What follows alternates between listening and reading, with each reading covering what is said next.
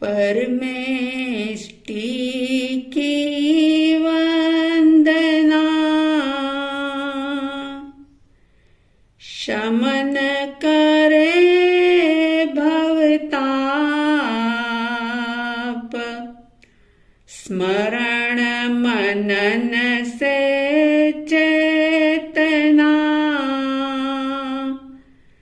जागे अपने आप। तीर्थंकर अरहंत प्रभु, वीतराग भगवान, स्वीकारो मेरी वंदना, भवतारक जलयान।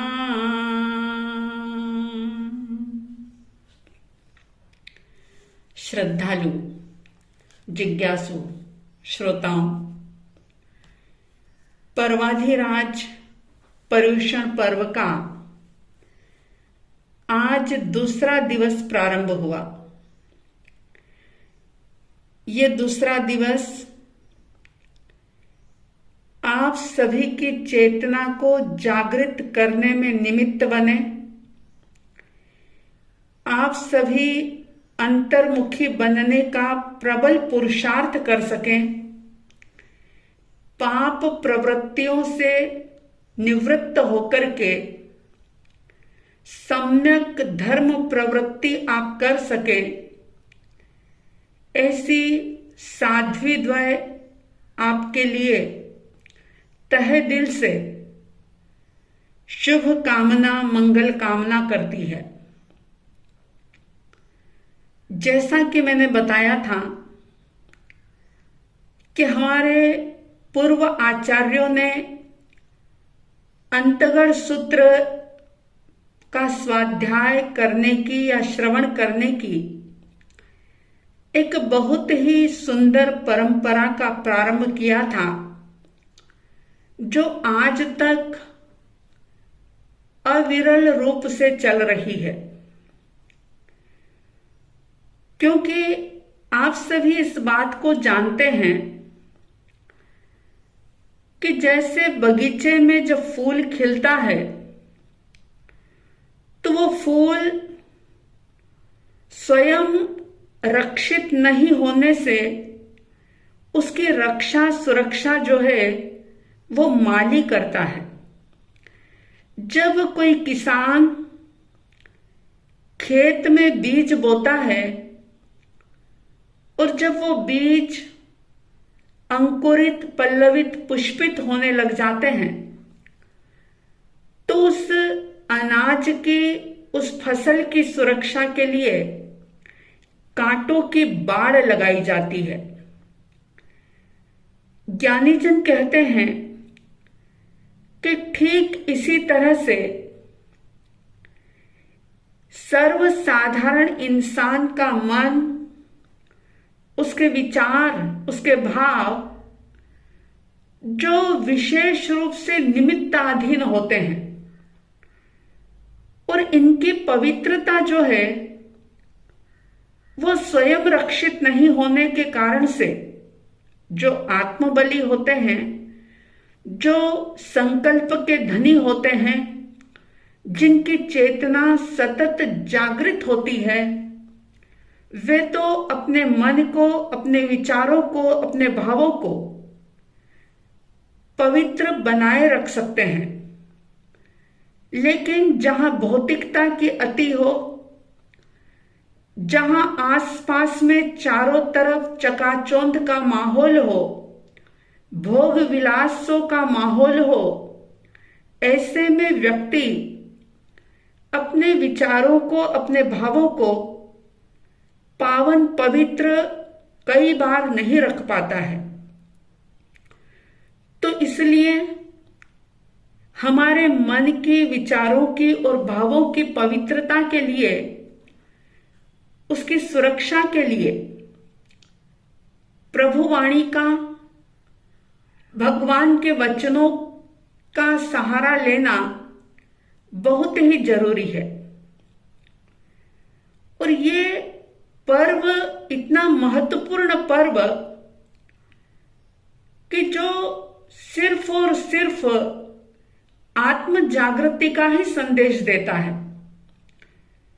इस अंतर्गत सूत्र में जिन 90 महान आत्माओं का वर्णन आप सुन रहे हैं, वे सारी ही आत्माएं आपके हमारे जैसी साधारण ही थी। कोई उनको वैक्रियक शरीर प्राप्त नहीं हुआ था। आपके हमारे जैसा औदारिक शरीर उनका था, परिवार था, पत्नी थी, पति था, बच्चे थे, समाज था, भोग विलास के बहुत सारे साधन थे, संपन्नता थी। लेकिन बस जागने की देर थी। जैसे ही प्रभु वाणी का एक हल्का सा अलार्म बजा और उनकी चेतना, उनकी आत्मा ऐसी जागृत हो गई कि जागने के बाद उन्होंने ऐसे सतपथ को चुना, ऐसे साधना के मार्ग को चुन करके अपने आप को तपाया। इंद्रियों के गुलाम नहीं बल्कि इंद्रियों के और मन के मालिक बन गए और अपनी शक्ति को जान करके, पहचान करके, आत्म स्वरूप को समझ करके उसमें स्थिर हो गए, लीन हो गए और अष्ट कर्मों को क्षय करके सिद्ध बुद्ध और मुक्त अवस्था को प्राप्त कर गए, जिनका वर्णन इस अंतर्गत सूत्र के अंदर किया गया।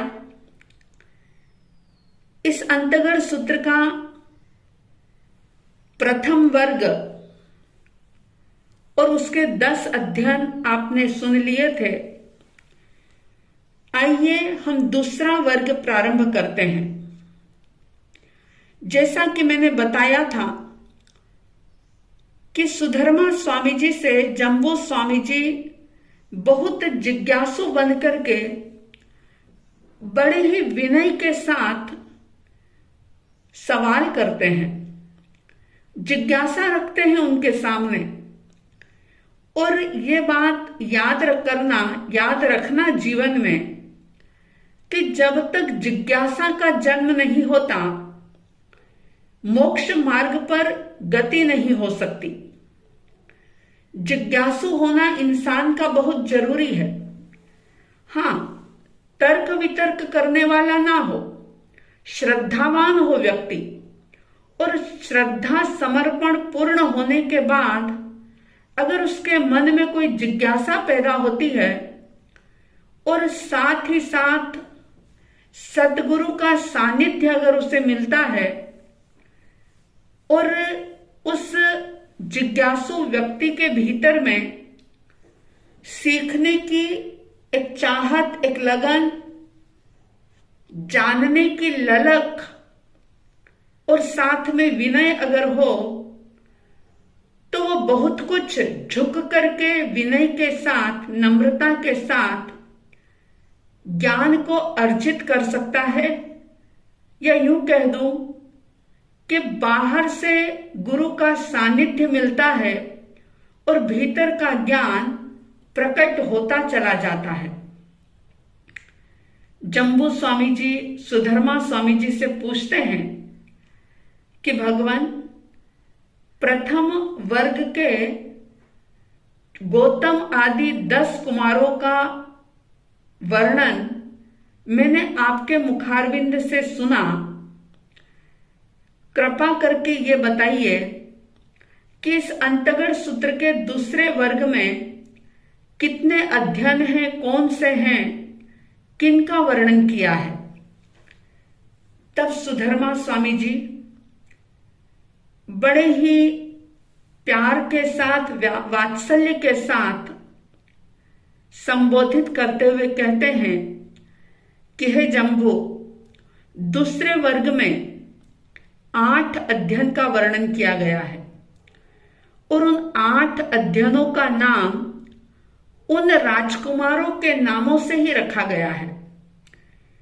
वे 8 अध्ययन हैं अक्षोभ, सागर, समुद्र, हिमवान, अचल, धरण, पूरण और अभिचंद।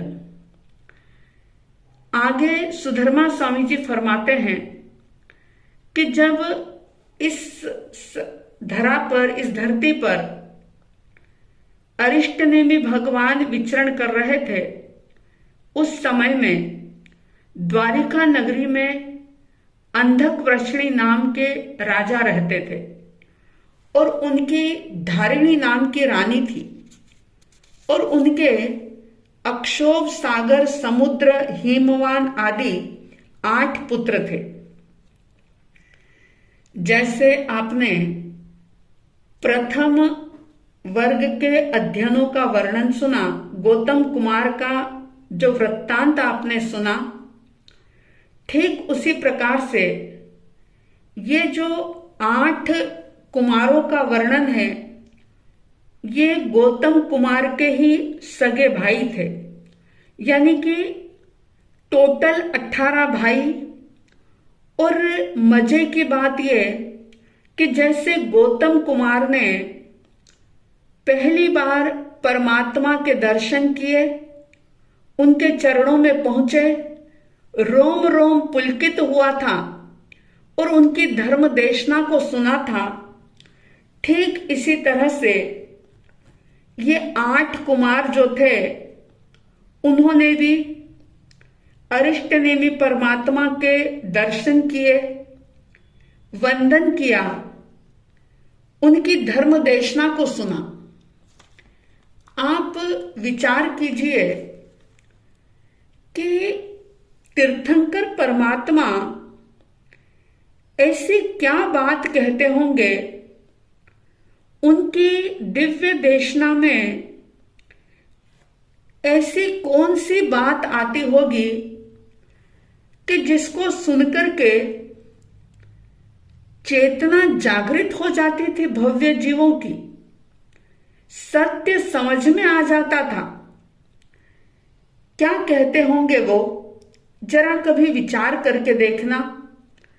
जब ये 8 कुमार अक्षोभ, सागर आदि अरिष्टनेमि परमात्मा की वाणी सुनने के लिए गए,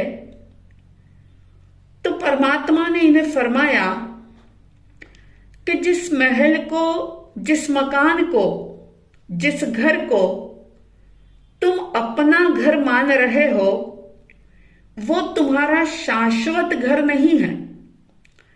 जिस घर के प्रति, जिस महल के प्रति, जिस कोठी के प्रति, बंगले के प्रति तुम्हारे मन में इतना मोह है, आसक्ति है, जिसके साथ इतना अटैचमेंट है, सही मायने में वो घर तुम्हारा है ही नहीं।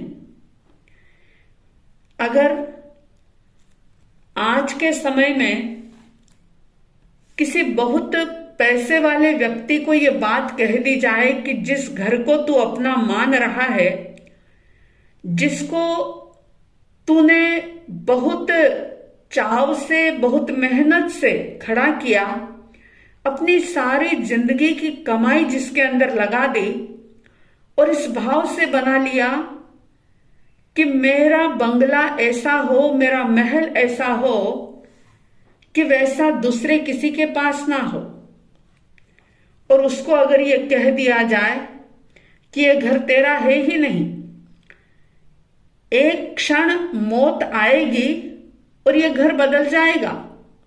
घर ही क्या, ये शरीर भी बदल जाएगा।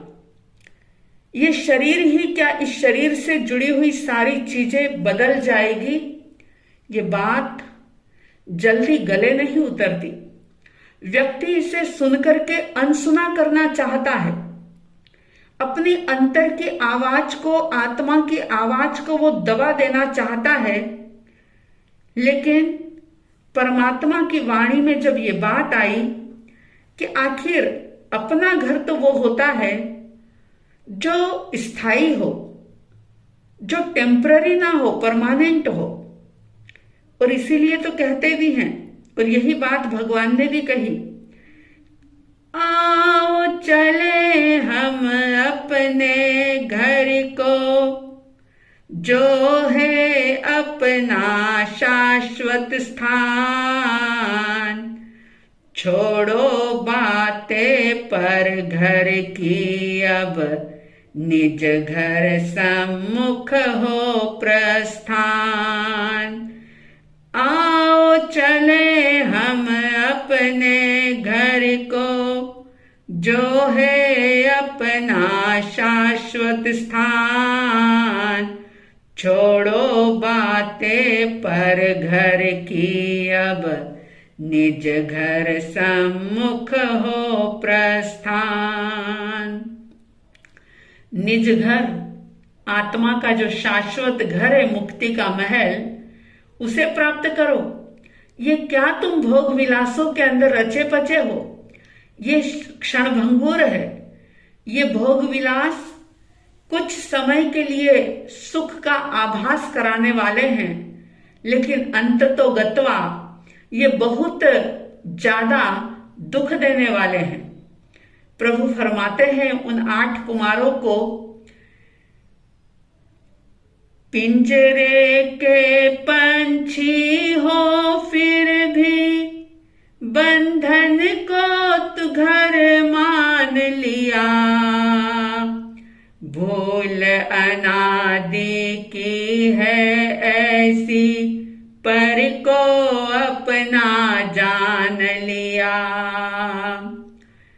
पिंजरे के पंछी हो फिर भी, बंधन को ही घर मान लिया। भूल अनादि की है ऐसी, पर को अपना जान लिया। विष को अमृत समझ के बैठे, जन्म जन्म का है अज्ञान। छोड़ो बातें पर घर की, अब निज घर सम्मुख हो प्रस्थान। आओ चले हम अपने घर को, जो है अपना शाश्वत स्थान।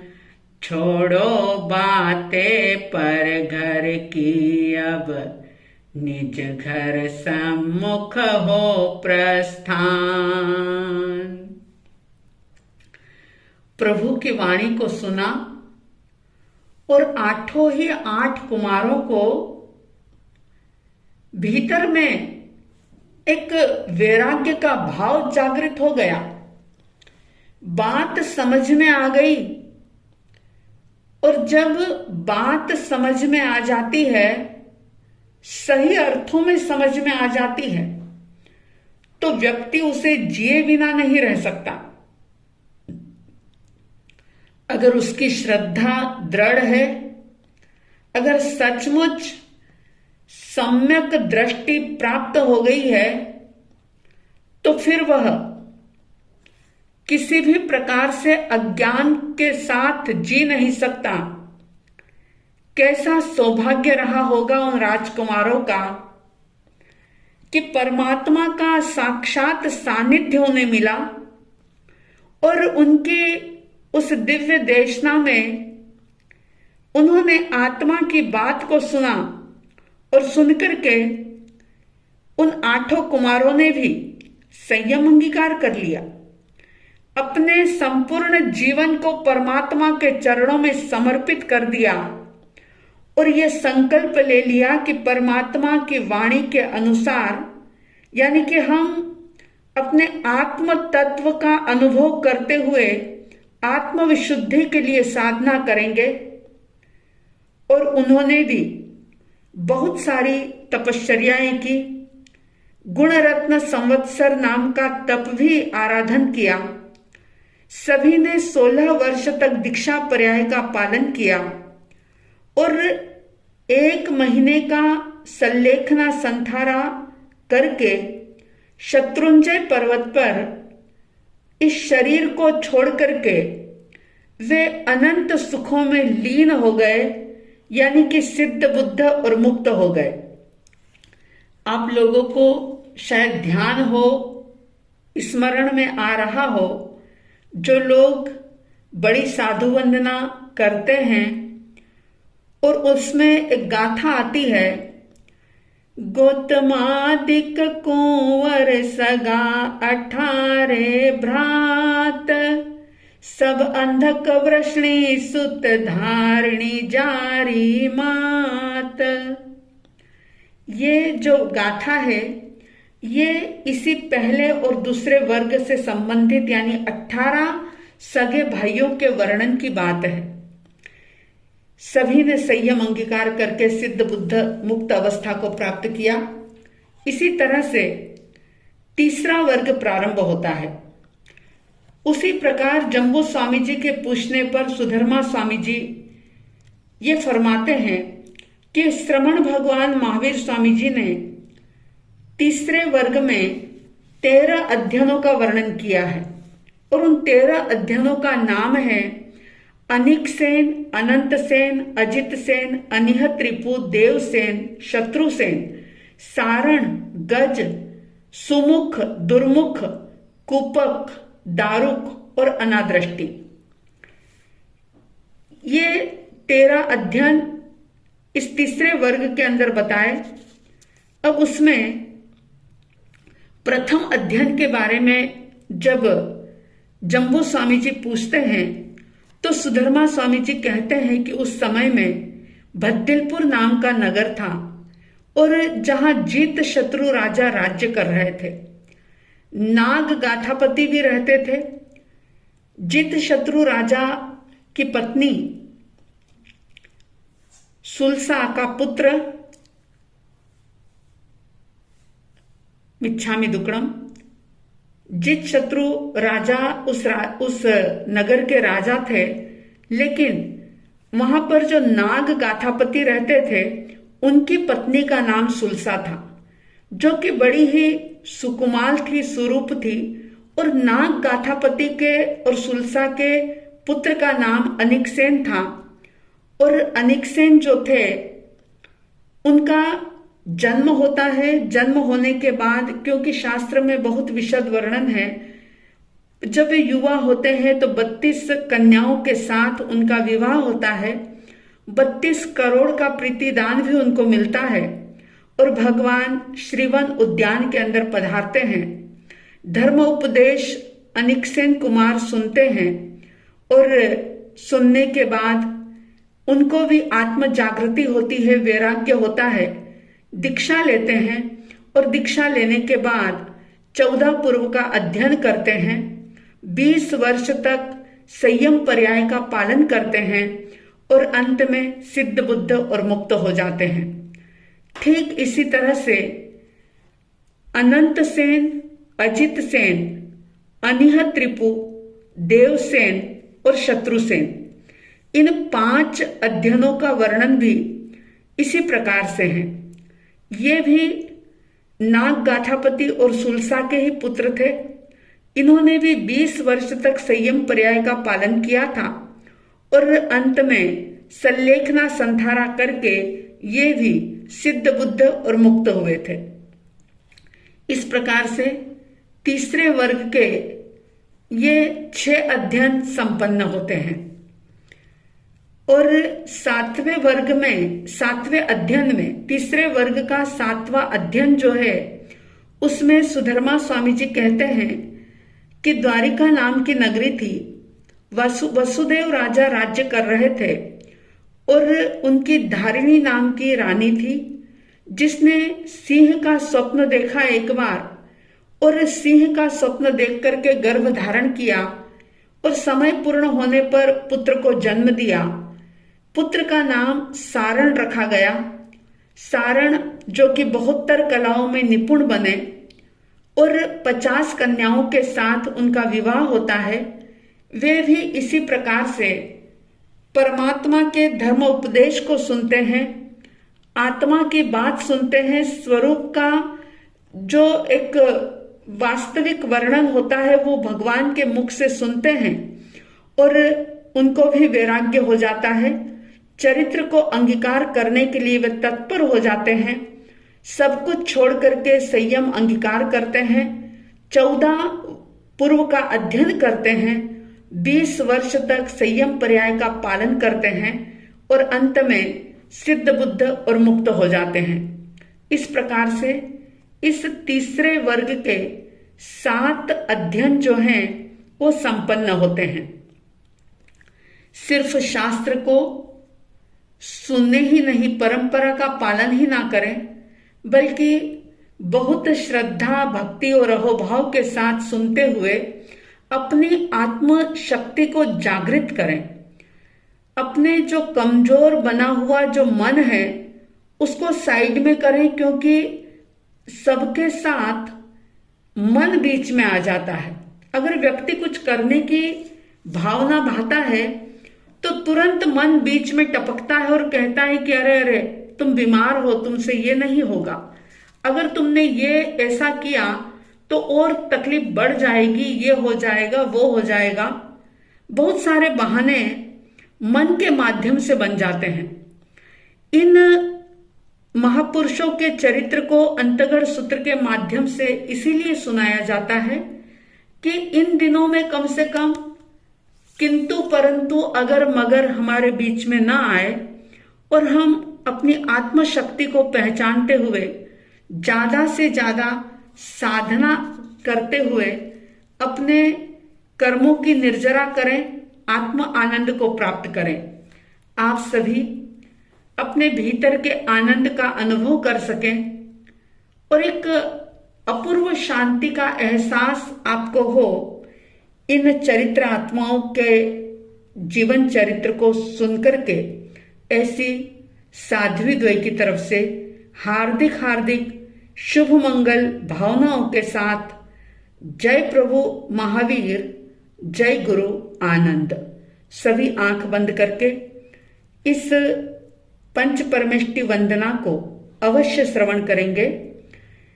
अरिहंत भवि जन तारक जय है, जिन शासन तीर्थ विधाता, सिद्धालय स्थित भगवान सिद्धात्मा, आचार्य गुणवंता, अंगोपांग उपाध्याय ज्ञाता, साधु साधना करंता, महाविदेह में शोभे, मोक्षपुरी में विराजे, भरत क्षेत्र विचरंता, सब पावपणासक जय है परमेष्टि भगवंता, जय है